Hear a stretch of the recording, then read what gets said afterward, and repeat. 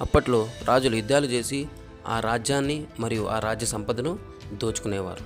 కానీ ఆ రాజులు యుద్ధంలో ఎలా మరణించారు అన్న విషయం మీకు తెలుసా? అలాంటి ఆసక్తికర విషయాల గురించి ఈ వీడియోలో తెలుసుకుందాం.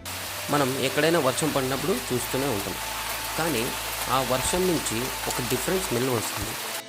ఆ స్మెల్ ఎక్కడి నుంచి వస్తుందని మీకు తెలుసా?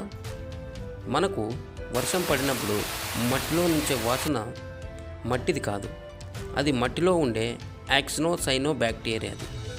ఎండలో అవి పెట్టిన గుడ్లు చినుకు తాకిడి తగలడంతో వాటిలో జియోస్మిన్ అనే పదార్థం విడుదలయ్యి అది ఒక రకమైన స్మెల్ను విడుదల చేస్తుంది.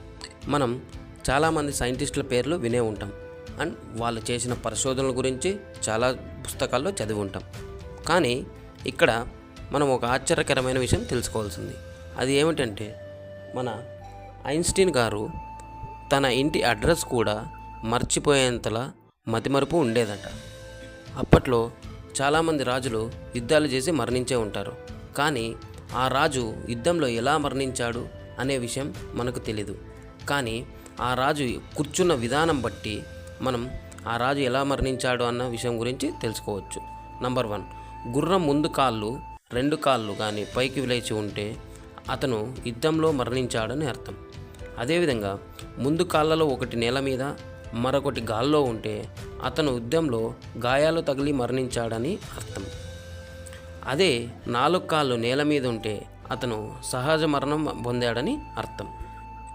ఇలాంటి మరికొన్ని ఆసక్తికర విషయాల కోసం మా ఛానల్ని ప్లీజ్ లైక్ అండ్ సబ్స్క్రైబ్ చేయండి.